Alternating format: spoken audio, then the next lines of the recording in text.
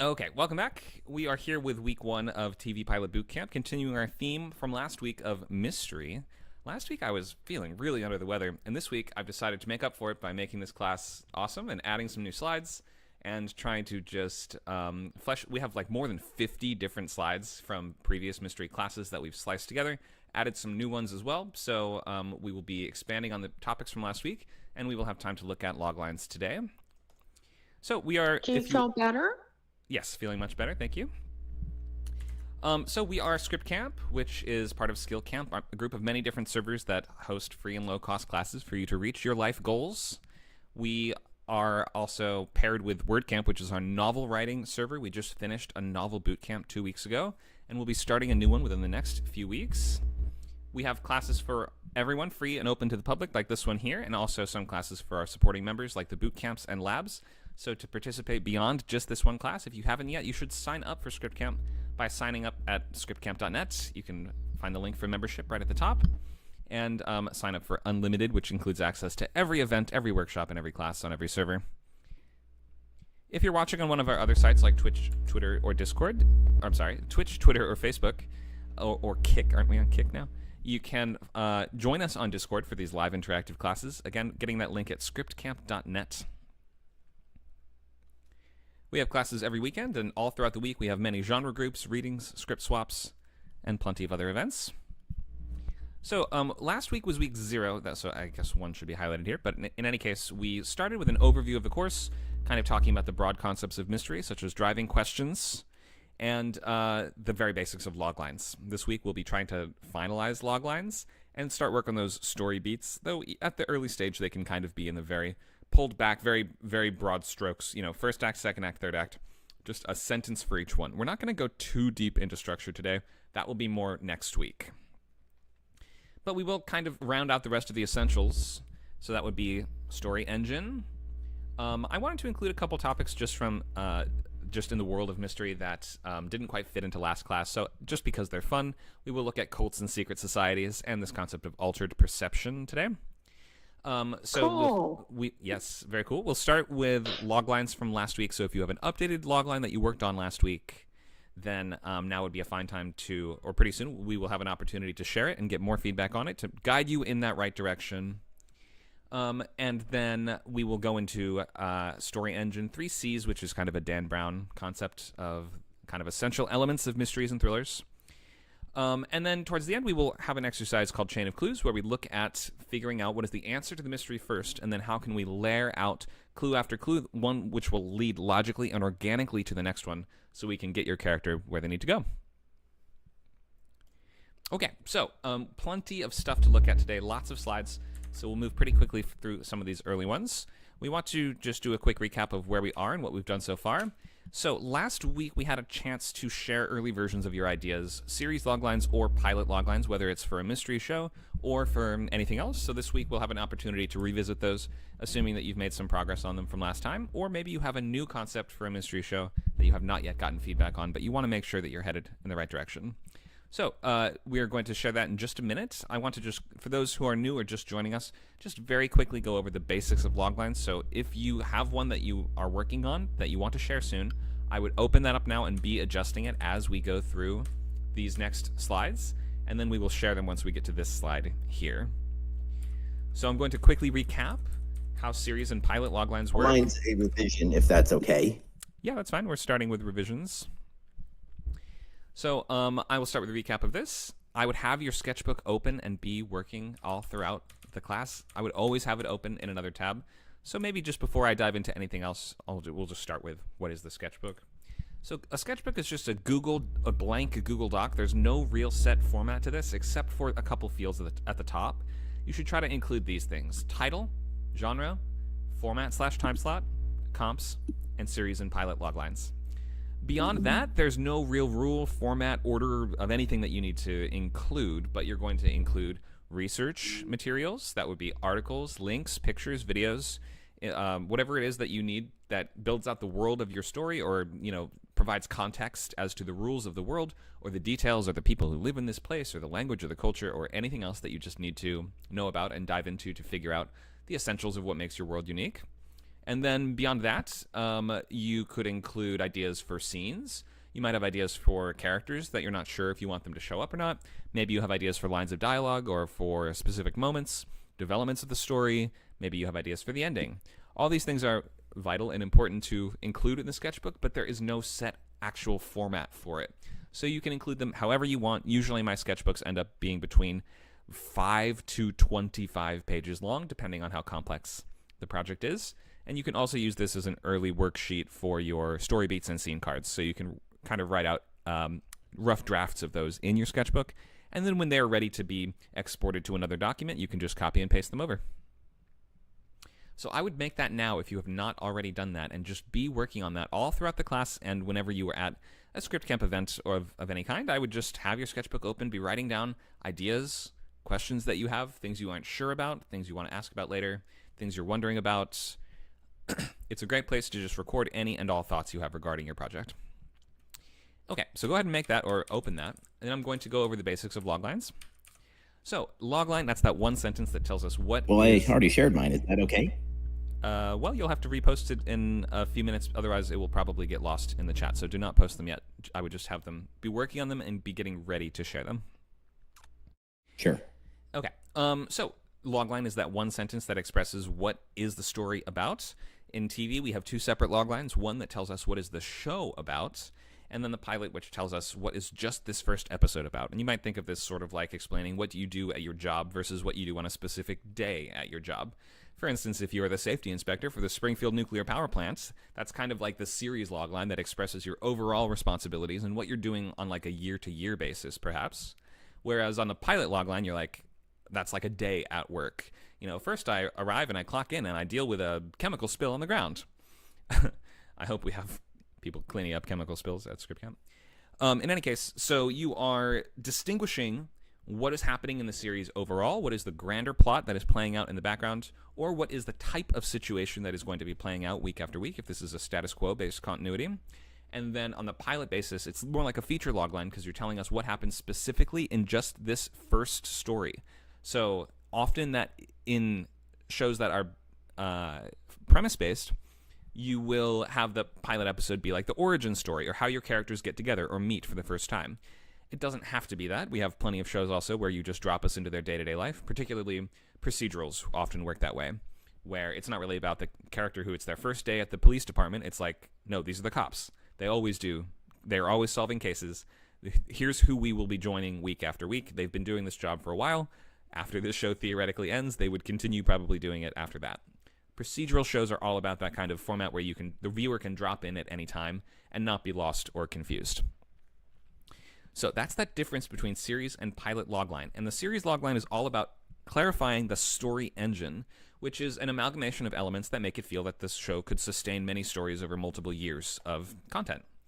It is that central conflict of the show that expresses the unique character and story world and perhaps types of situations that will promise many episodes. It really depends if you're writing a premise show, which is more like a long movie that has a long story that needs to be unraveled, in which you'll just be writing the first chapter of that long story and then sort of suggesting there will be many more, there are answers to these questions, there is a solution at the end.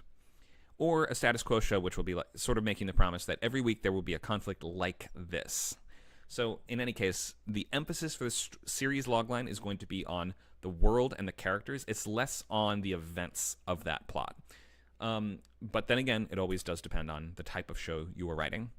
A movie is all about embracing that core concept and delivering on it as much as possible through the course of its 2-hour time, whereas a TV series is sort of expected to build on the concept over each season. The concept evolves, so that's why we really want to emphasize the characters and the world in the series logline more so than the plot elements. We want to make it clear that the show has an audience. We usually will still clarify the main character in the series logline unless it is a true ensemble show, which not many of them really are. Even shows that have a huge cast and plenty going on still have very clear main characters. House of the Dragon has 15 primary characters that really matter. Who's the protagonist? Rhaenyra. Easy. The Office has a ton of characters on it. Who's the main character? It's basically Michael. You could say it sort of becomes Jim over time, but in any case, for the most part, it is Michael Scott. He's the bumbling boss, the protagonist here. So try to zero in as much as you can. And you want to explain the scope of the show, or you want to accurately express the scope of the show, is I guess what I would say here. You can consider that the story engine is going to be something that should, in a status quo show, feel theoretically endlessly repeatable. So it's a series of situations that could come up every single week, whereas a premise show is going to be based more around that singular journey, like a long movie. So in that case, it shouldn't just feel like a series of episodic situations. It should feel like it's going somewhere. Here's just a couple example series loglines. We can see both different types here. These are some of my favorite ones, so I'll just I'll just demonstrate the top two. We have Ozark as a premise show, which gives us a sense of what kicks off the story, who the main character is, what makes him unique, what tactics he will use, what kind of conflict he's up against or what obstacle he's trying to solve, who the antagonist is, and what the time frame and scope of the show are, all within one single clear sentence. For a status quo show, that's one where there's the only continuity is, gonna be, well, there is a sense of continuity with status quo shows sometimes, but it really varies on a show-to-show basis. Usually you can drop in at any point and you do not need to have any sense of continuance between seasons. The only real clear sense of continuance will usually just be characters getting older, like in a family-based show like Modern Family. From year to year, the conflicts will change because the characters, some of them grow up, some of them are aging, things like this, where as the actor simply gets older, it just makes sense that their character would age too, and that changes their plot focus, scope of conflicts, etc. Here's a status quo logline. A black family man struggles to gain a sense of cultural identity while raising kids in a predominantly white upper-middle-class neighborhood.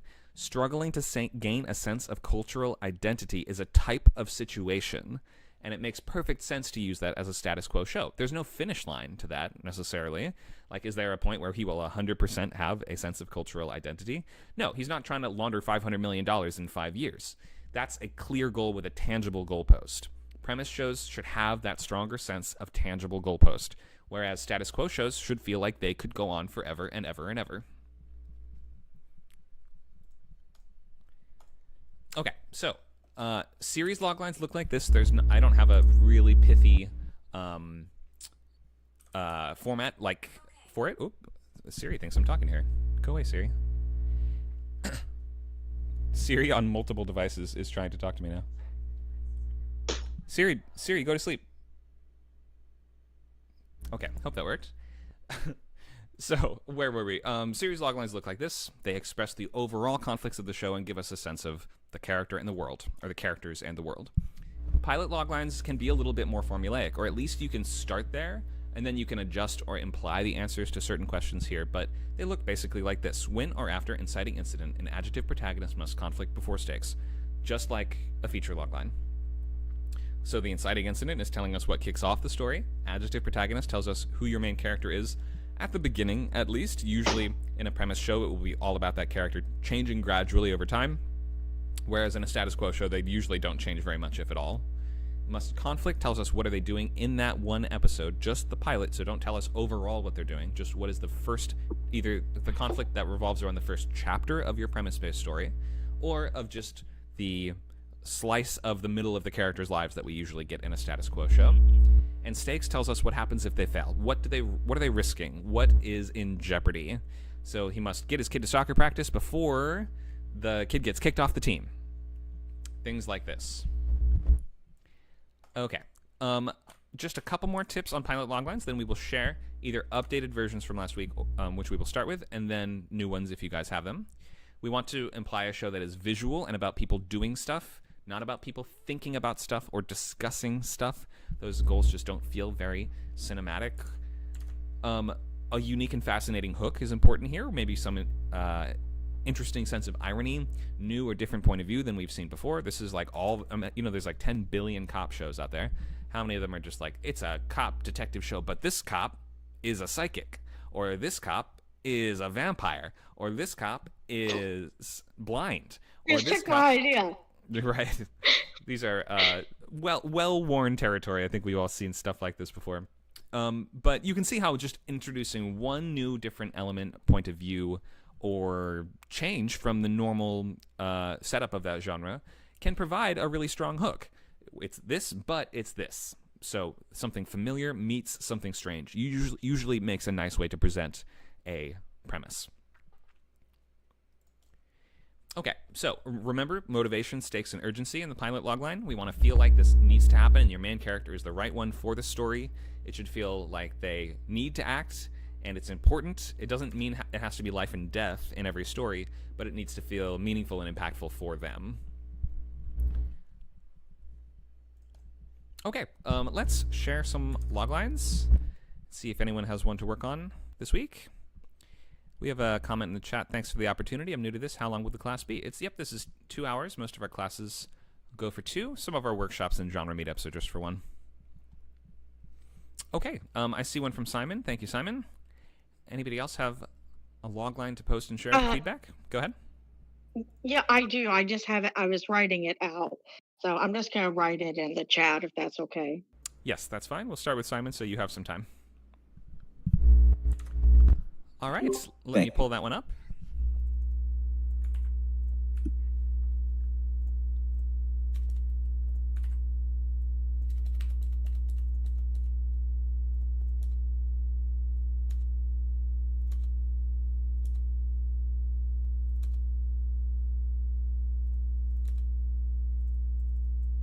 Okay, why don't you start by reading this out and telling us about the show?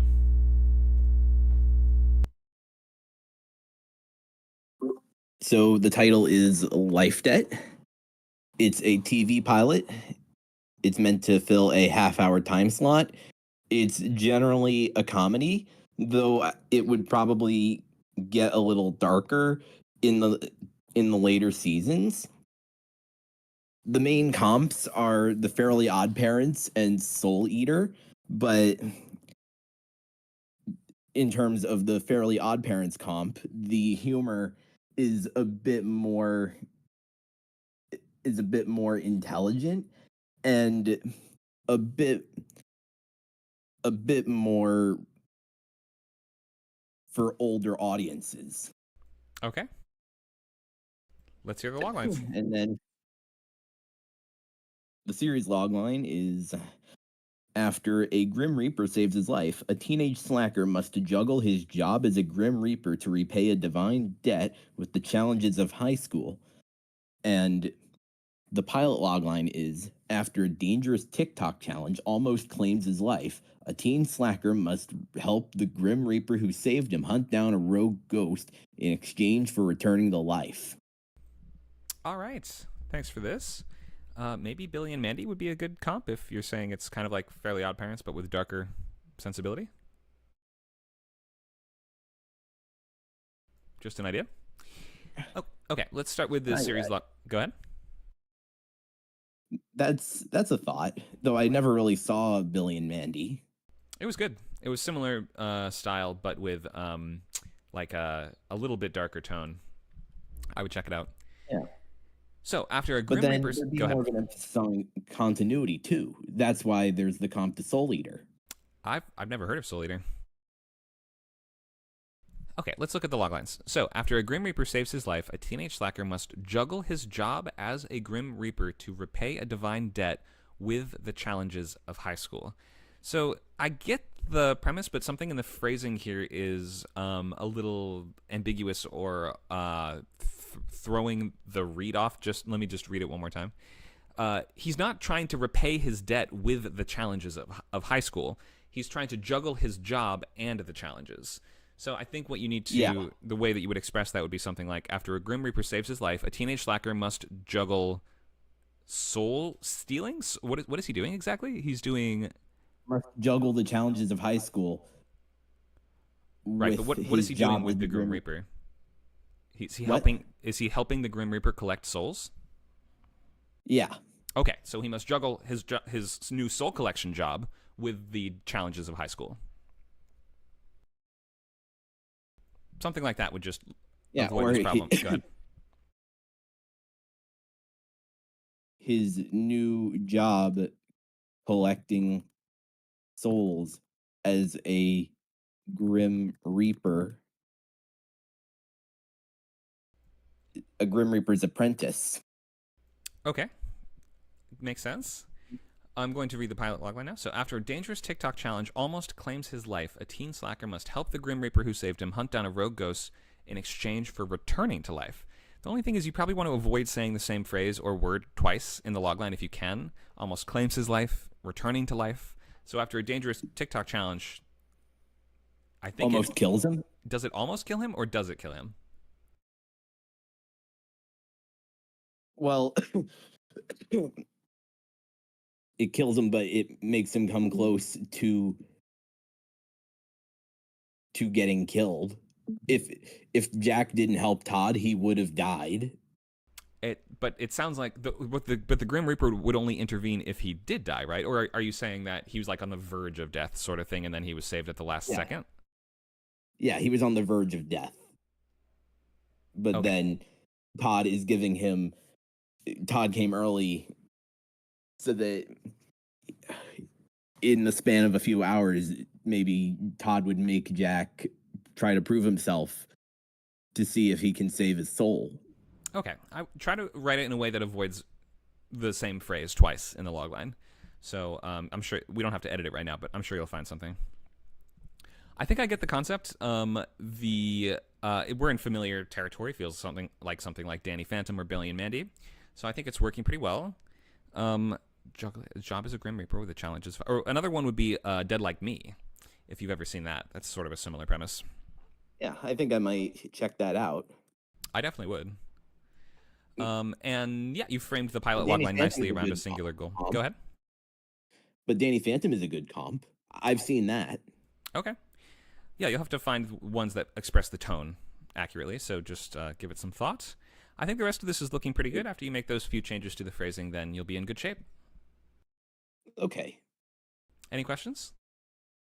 That's the gist of it. Okay, thanks for sharing. Yeah, anyway, I have to go for now. Oh, okay. See you next time. Yep, I'll try to be back next week, but if I'm not back next week, I'll be back for the week after that. Sounds good.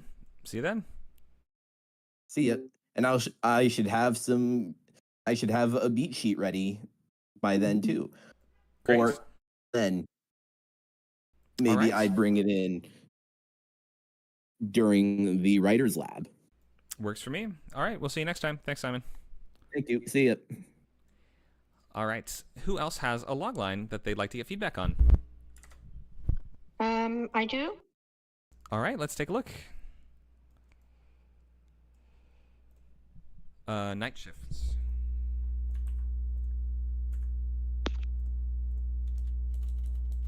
I can't hear you now. Oh, I guess you're because I'm not talking. I'm just pasting it into the. Oh, okay. Okay.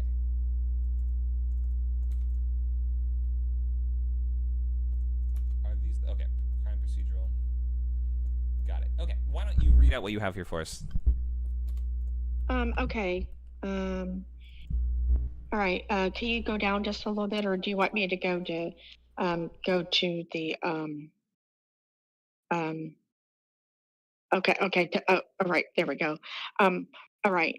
Night shift, TV crime procedure, 30-minute to 1 hour drama, series log line. After a detective is sired by a vampire, he or she uses their new abilities to solve crimes.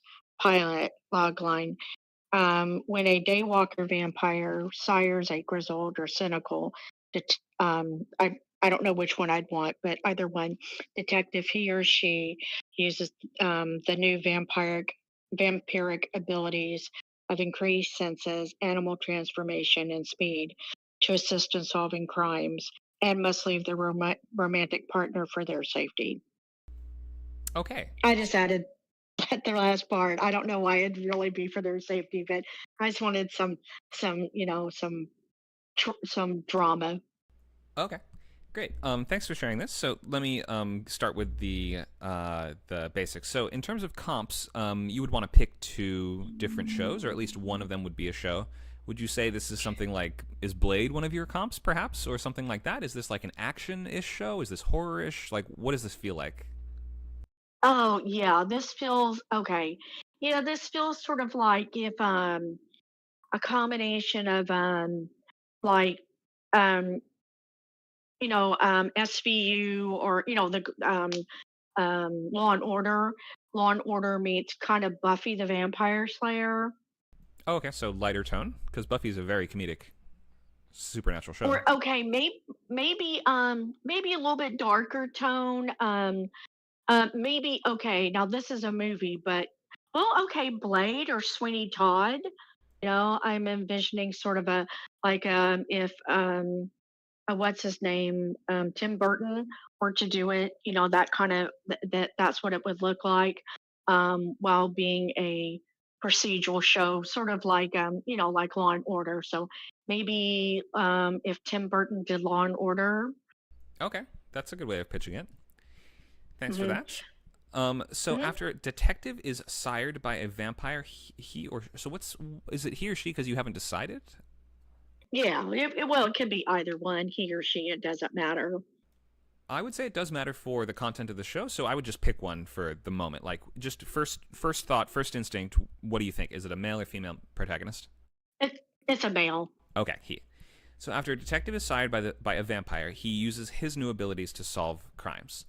I mean, it has a nice simplicity to it. I would kind of wonder if there's maybe just one more thing there, one more piece that you can include, because it's sort of just like saying it's a cop show, but like we were talking before, even earlier in this class, how Hmm. it's a great place to start for a hook. It's a cop show, but blank. It's a cop show, but he is a swamp monster. It's a cop show, but he's a psychic. Hmm. That's a great place to start. Hmm. Maybe you can add just a tiny bit more. Like, is he solving, like, the vampire that created him, for instance? Is that guy still around? Hmm. Oh, well, I was wondering about that. I was thinking that, how does he get sired? I'm thinking that maybe he went, maybe he was at a bar with a buddy and, so he picked up some woman and she's like, hey, let's go back to my place.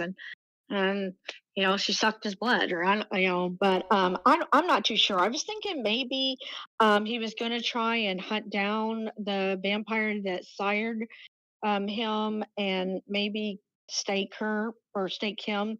But then I thought, well, maybe he decides not to because now he's a vampire, but he realized that hey, there's some benefits to this. I've got super strength as long as I got enough blood, and I can hear people breathing, I can smell what they eat, I can and I can transform into a bat. I got super speed. So maybe it's actually worth it. Really helps me do my job. Right. Um, It would definitely. so It's I mean, basically I superpowers, right? So yeah, it would definitely make him a better cop if he could control his murderous urges or things like this. But I would think right, that if you mention this other character in the logline, it sort of makes it feel like they should be important.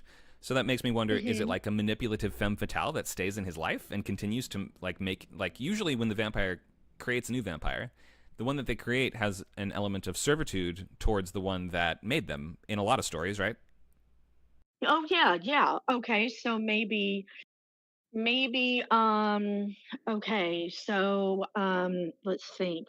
So the new vampire like must do the bidding of the sire or the person who sired them, but can't go and do that every day.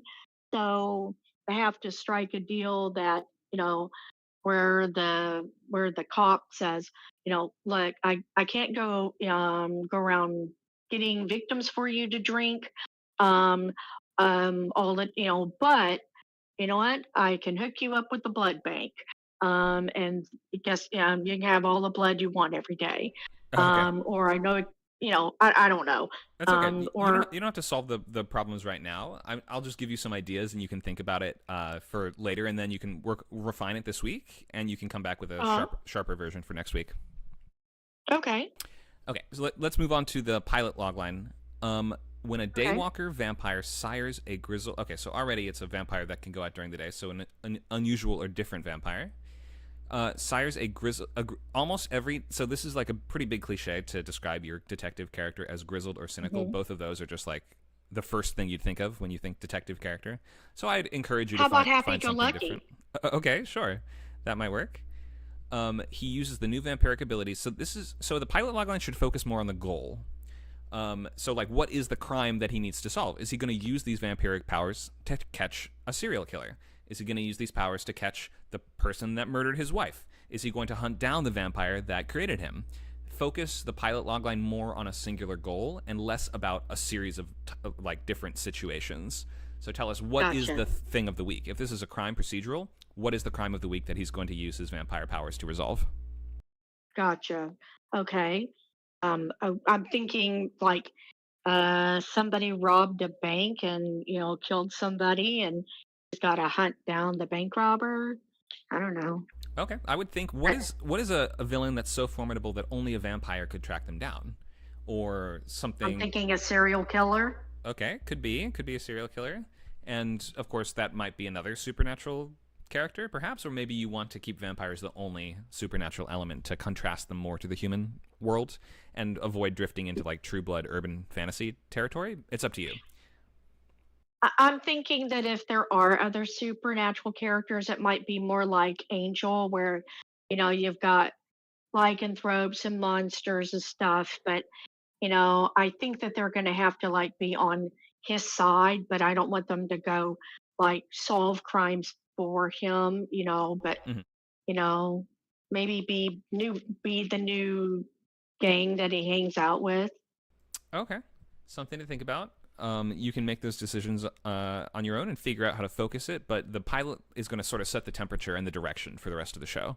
So I would consider, what is that Hmm. first goal, and if this is going to be like villain of the week, and we take down and defeat the villain of the week by the end, like that's how Law and Order type shows usually do work. Then just think, who would be a Hmm. formidable and challenging opponent that he couldn't maybe defeat as a human, but now that he is a vampire, he has some sort of advantage or some sort of special. It has given him a unique avenue or tactic to pursue or defeat that opponent. Oh, well, I'm thinking that it might be a demon. You Okay, know. up to you. I'm sure you'll think of something, but just try to express that in the pilot logline. Okay.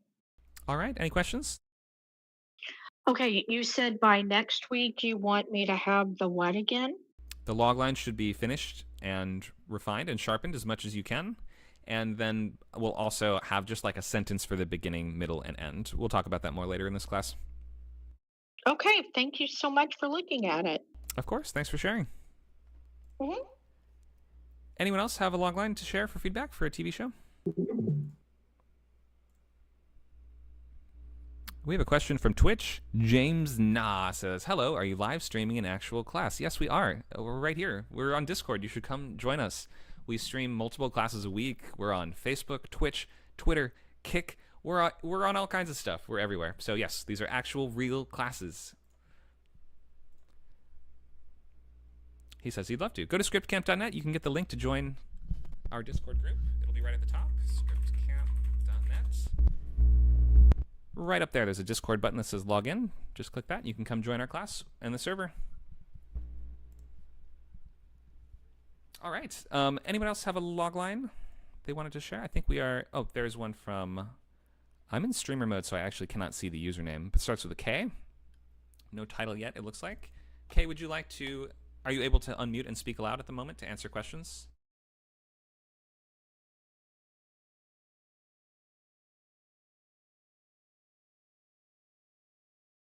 Mic is broken. Okay, I will just give you verbal feedback as best I can then. Usually I do have to ask questions to get to the bottom of it and give the best possible response, but I will work with this. All right, struggling with, and there's no title or genre. If you can tell us what genre it is, that would be helpful at least. And is it an hour long or half an hour? Okay, struggling with debt. A desperate burglar partakes in a failed home robbery. In a flee, while fleeing, I guess, he accidentally stumbles into a seemingly abandoned facility, not knowing he's the perfect candidate for a scientist with twisted ideas. Okay, I think this is the pilot logline. This doesn't quite sound like the overall expression of the show, which is what the series logline would be. So I'm going to take this as if it is the pilot. Okay, Struggling with a desperate burglar attempts to rob a house. He fails and runs away, and as he's running away, stumbles into a facility run by an evil scientist who does something to him. I'm guessing captures and experiments on him, maybe, or something like that. So you have a lot of different inciting incidents here, but you have too many. It's like you have 3 or 4. It's like a catalyst for your catalyst for your catalyst. The catalyst of the story is your character stumbling into the scientist's lair. We may not need to know all the events that lead up to that. So after a failed heist, a desperate burglar stumbles into a scientist laboratory and then must what? What must your character do? So you've told us sort of about the situation, but you haven't clarified the character's goal. That's what I would focus on here. So start with just cutting a couple of these inciting incidents. We don't need to know every single thing that leads up to it. So he runs into this scientist's lair, and then what happens? And then what must your character do? Try to express that in about 35 words or less, if you can. You say it's a mystery and sci-fi. Okay, interesting. So my guess would be the scientist captures him and makes him into a servant of some, like an Igor-type servant of some kind. Or maybe does experiments on him and turns him into a monster or a superhero or supervillain. I'm really not sure. I would try to clarify that a little bit, if you could, just to tell us what is the world of the show. What if you say it's a mystery, but what question are we trying to resolve? That's really key in mysteries, is having a very clear central question that your characters are working towards solving. So maybe the question would be something like, how do I stop this guy? In certain shows, the question is like, what's going on here? Or what is this guy up to? A show like Severance is all about, what is this company actually doing? So if there is a central question, try to frame that at really, at the heart of this, and clarify what your main character actually is attempting to do. What is the formidable challenge that they are attempting to overcome? Hope that's helpful. Thank you so much for sharing that. Okay, is this one from Mario? Is this a real logline? Is for a show? A group of copycat killers? Yeah, sure. Okay. When a group of copycat killers use his deleted scripts as recipes for murder, an Alzheimer's afflicted screenwriter must help catch these killers before they strike again and again. That's it. Can you guys hear me still? Can you guys hear me? I can. You can. Okay, sorry about that. I can hear you. Discord just crashed and reset for a second. Okay, when a group of copycat killers, is this a crime show? What is the genre? Yeah, it's kind of like Castle murder he wrote. Plus, if Terry Pratchett was a mystery writer. Okay. When a group of copycat killers use his deleted scripts, how are they using them if they're deleted? That's the mystery. Okay. An Alzheimer's afflicted screenwriter must help catch. Why would the screenwriter need to help catch them? Because it's his scripts. But it's deleted, and so he remembers them, but his Alzheimer's kind of prevent him from remembering all of them. He has to kind of like live through them to remember more of it. Wait, so he's asked in an official capacity to help, or he's on an amateur solo basis? He's asked as an official capacity to help. Who would ask an Alzheimer's afflicted screenwriter to help catch killers? I don't get it. The police, because he's the only one who remembers the scripts. But he has Alzheimer's. How does he remember the scripts? He's early stage. Oh, okay. But so wouldn't it be... So I'm just kind of struggling to put these pieces together. And you're saying they're deleted, so he only remembers like bits and pieces of them? Yeah, because it's deleted from a long time ago. So he kind of remembers bits and pieces of them, and then he has to kind of go through the scene to remember it. And sometimes his Alzheimer's affects him, so he has trouble. And it's like one man's struggle to preserve his legacy as his disease slowly consumes him. But it's not his legacy if he deleted all these scripts, is it? But that is true. So it could, instead of deleted scripts, it would. It's important that it's deleted scripts. So maybe I get rid of the legacy part and make sure that he actually doesn't want his writing to be personal responsibility instead of legacy. Why have them be deleted in the first place, though? I'm wondering what purpose does that serve in the story? It's serious because I need some way for his Alzheimer's to affect it. I need the scripts. I need him to be the only access to these scripts. But even if they weren't deleted, I could still see them needing him because they're not ready to read and interpret the scripts. Like, he's the one that actually knows the most about them and the ins and outs of the characters and why they do what they do.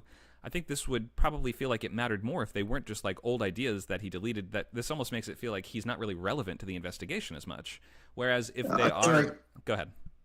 I feel like it would, because he's the only source of it, right? Then the police would have to bring him to the scene of the crime. Because one of the things that I thought was kind of stupid in Castle was they brought him to the scene of the crime and they like gave him so much access. So it's like he has to live through it, like in order to remember those scripts. He has to be there. He has to he has to go through the scene. He has to like understand the crime scene, right? He has to look through all the evidence, the possible murder weapons. Like, he has to do all these things in order to remember what the script originally or what it was originally. It just makes, because he doesn't remember. Right, but that just makes him so unreliable. Like, how did the police even know that he's onto something? If he has Alzheimer's, nobody can check his work. I'm sorry. Would it be possible for me to interject as well? Go ahead. I mean, I would just like to give some feedback. I'm sorry, by the way. Hi guys, I'm James. I'm new here, and to jump in to the conversation might be a bit rude. But Mario, I just wonder, how much experience do you actually have with people in early stage Alzheimer's? No, this is just really actually inspired by Terry Pratchett, because he had Alzheimer's. You know? So I just want to give you a bit of context. My family line has Alzheimer's run in the genetic history. I saw what happened to my grandmother with Alzheimer's, and currently I'm watching what's happening with my father going through Alzheimer's. I think you need to kind of reel it back a little bit, like maybe hint at it, but don't make it a primary thing, because once somebody really starts, once it's even early stage, the person is just fully unreliable, like no real short-term memory. It's a pretty horrific thing to watch, and I don't think somebody experiencing that could be a reliable. I mean, actually, help to the you know what police. would be really cool is like using that as a medium to introduce the character protagonist as an unreliable narrator. Sorry, that's just my 2 cents, speaking from personal experience. Thank you for coming by to talk. Yes, thank you for that. But the really cool part, right? That's the really cool part. This is like, I just came up with this a couple seconds ago, right? But the really cool part that you just mentioned, right? I think that's where I'm going to. Does that make sense? Like the second derivation of it. Oh, you know? Okay, so you're saying he doesn't know about the Alzheimer's to begin with, or something like that, or it becomes clear over the course of the show? Yeah. So if like it's kind of like, Breaking Bad, the cancer he has is really, really, really like hard, right? High level, right? And it could be at the end of the season, if it gets renewed, right? Someone came up with a kind of like a breakthrough thing that kind of staves it off for like a extra year. Like a regression of Alzheimer's. It's kind of a fantasy. We don't have that yet, but this is kind of the impetus of it. It's kind of like Breaking Bad meets Castle, almost. Okay. So it's my thought that, and you can take this or leave it, but that this would work better if the scripts were not deleted and he actually had access to them, and other people could access them as well. It just feels so flimsy and unreliable to have an author of things that don't exist anymore, who has severe memory problems, to be the one that we're relying on to help catch killers or solve this crime. So that's my suggestion, would be they're not deleted. You can make this work however you want. Of course, you can take it in whatever direction that you're feeling, but that, I think, would help you. Got it. Okay, any questions? Are we allowed to add input, or? If Mario wants more input, I guess we'll just ask. Does Mario have any more questions for the moment? I think you can PM me with the input. I think no problem. We should give it to anyone else who has log lines. Okay. The time. Thank you for that. Sorry, if I can jot in again. How does the structure work? I mean, how do you guys contribute? Where can I put my own stuff. Again, sorry to be so rude. No, that's okay. So we have the channel that we're in is called Classroom, and if you mouse over it, you'll find a small white word bubble that says Open Chat, and you can use that to write in questions and comments and also share things like log lines during the class. Fantastic, thank you. Won't pipe up as often. I appreciate the No problem. guide. All right, thanks for that. Okay, I think that was all of them for now. I do want to go into our presentation just because we have more than 50 slides. We won't get to everything. And I think, did we cover all of them? I think we did. Great. Okay, and I see a comment from someone that says, I just discovered the thread. I've not prepared anything for this class, but I'd love to join the next one. Yeah, all good. I think the next... Nacho, are you still here? Yes. Is next week a free public class, or is next week one you have to sign up for? Yeah, next week is the part of the unlimited membership bootcamp. Ah, yes, the bootcamp. So you can definitely come by next week, but you should sign up first at scriptcamp.net. Here it is. Unlimited membership will give you access to all of our classes, but this is our second free class in this series. Normally week 0 and week 1 are public and open to everyone, and the rest are for subscribers. But we have plenty of other events on the server. Go ahead, Nacho. Yeah, just gonna mention there are a lot of other, free like groups and workshops and stuff open to everyone. That's going on almost every day. Thank you for that. All right, we'll have some more time at the end for questions or an additional logline or two if you guys have them. Let's go through some slides and explanation of things like story engine, because this is really important, especially in the first weeks as you're figuring out what is the show. You might think you know exactly what the show is, but sometimes you will realize that there's not quite enough there, or you may need to add a bit more meat on the bones in order for this to come across as a fully fleshed out idea. So the story engine is not just, there's not one answer to what is the story engine. It's not one very easily defined thing.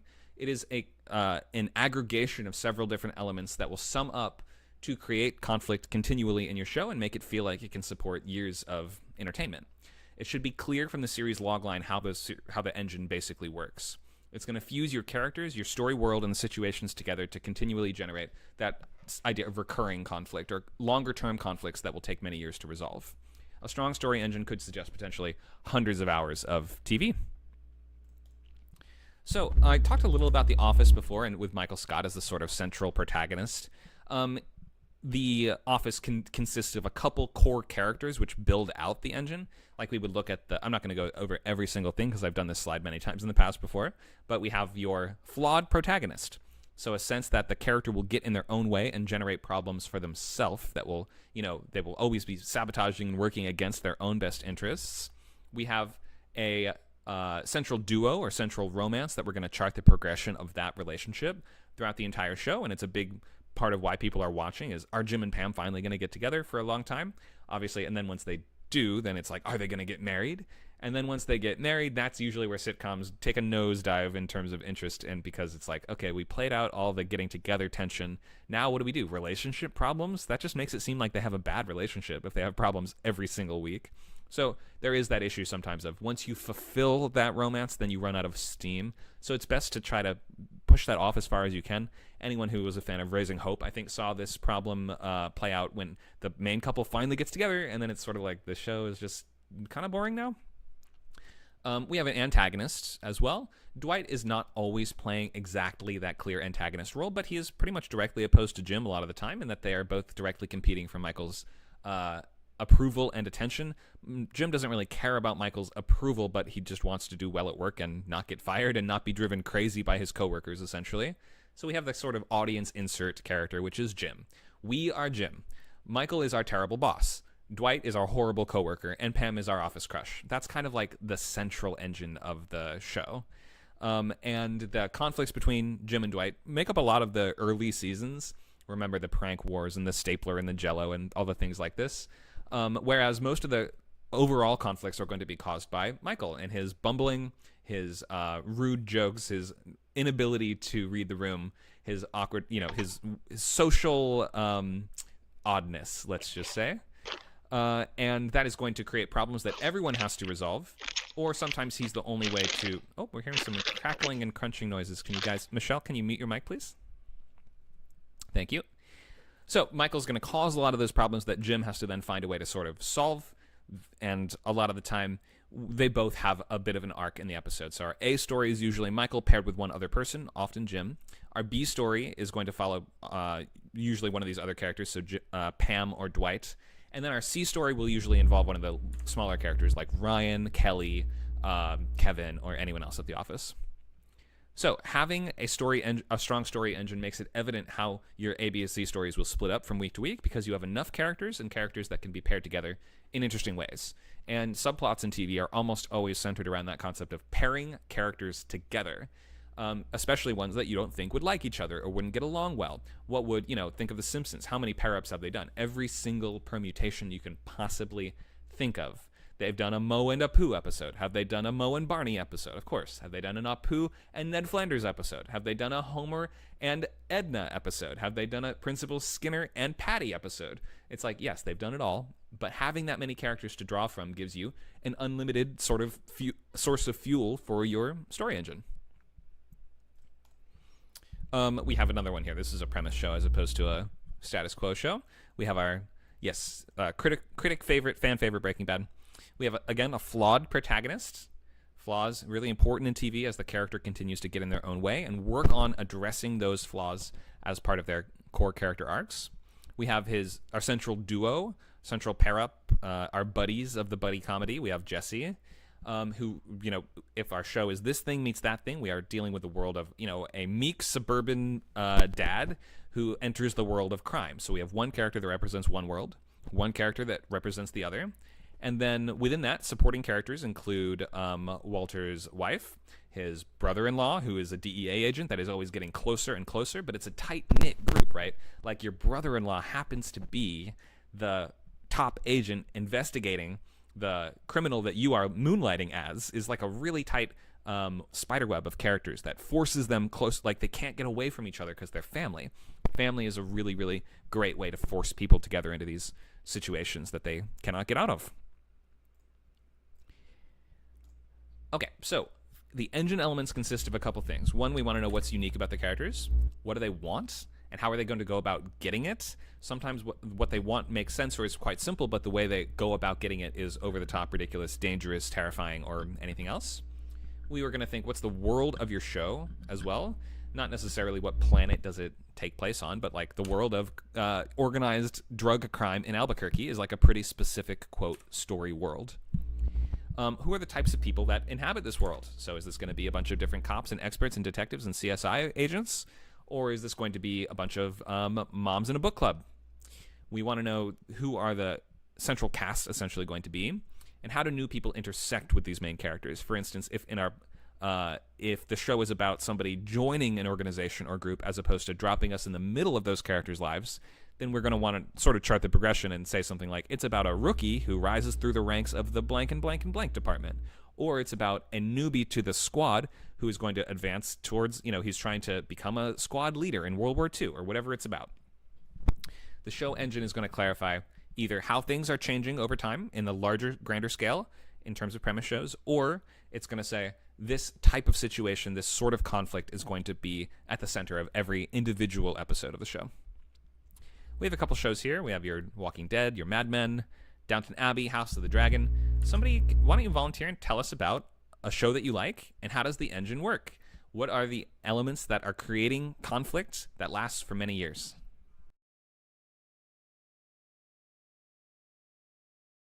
Well, let's see. I'm thinking of two. They're very different. I like Star Trek, and I'm gonna use Star Trek: Strange New Worlds. Let's see. It's the first voyage of the Starship Enterprise, and it's a prequel, and so they're going to interact with all sorts of new species, and and there's a new conflict each week, both inside with the crew and outside, but there's also one looming problem that that Captain Pike is going to become the victim of, I forget the name of the group, but he's going to become the victim of a particular group, and he's going to be basically left brain dead on life support. So in the end, you know that's going to happen to him. But before that, you've got you've got that dynamic. So I guess that's the story engine. Those are parts of the story engine for sure. Yeah. So we're dealing with space problem of the week, right? Yeah, space problem of the week, and and in my personal opinion, I think some of the most interesting ones are what happens with the crew. The Mhm. crew's problems. Like, you've got Spock has a problem, and you've got Nurse Chapel has a problem, and Uhura has a problem, and you know, and so and it's actually not usually the captain doesn't have any big problems that happen to him. Anyway, but then the other one that I like is, Crime of the Week, which is Law and Order, and I like that. Um, it's always nice to see what new crimes they come up with. Some are inspired by real life, and then some are, just like, okay, they're made up, but they're really good. So those are just two examples. Yep, those are two different plot structures. The thing of the week is really common, especially on network TV. Thank you for that. And also, as the last thing, we don't have to go too much into it, but I will just say, always consider the character dynamics as a core part of the engine too. Beyond just the structure of what is happening on the show, the main character's relationship to the rest of the cast is really important too. Like, let's think of Kirk, right? Kirk is really arrogant and full of himself and wants to essentially be a big hero, and therefore is always getting his crew into more danger than they maybe necessarily need to be in, because he always has to be seen as that hero, right? So you can think of how to, and the captains are usually the main protagonists in Star Trek shows. So I would think of not just what are they doing week by week, but how do those characters themselves continue to create conflict? Oh, yeah, that makes perfect sense. Okay, and then of course, then the Law and Order show, or any crime show that, yeah. Okay, thank you. That's a great suggestion. Thanks for volunteering. Anyone else want to tell us Yeah. about a story engine? Go ahead. Hi. Oh, can I just quickly? I just wanted to say something, like to extend the allegory you made about characters being the engine. The way I kind of like to think about it. If you think about how a kind of like an actual engine works, right? Like, the plot itself is the drivetrain or the flywheel inside the engine. Characters work like pistons, and what happens to them essentially functions like fuel. It almost literally works like an engine. But sorry, the main point I wanted to bring up is that I wanted to actually ask your opinion about something. Two of my favorite television shows, The Wire and the first season of True Detective, I think they both work well because they have story engines that act in opposition to one another, if you know what I mean. In The Wire, it's a lot more straightforward. You have these two opposing narratives where they ask you to empathize both for, the street level criminals and the police officers, and then, those are the two kind of engines.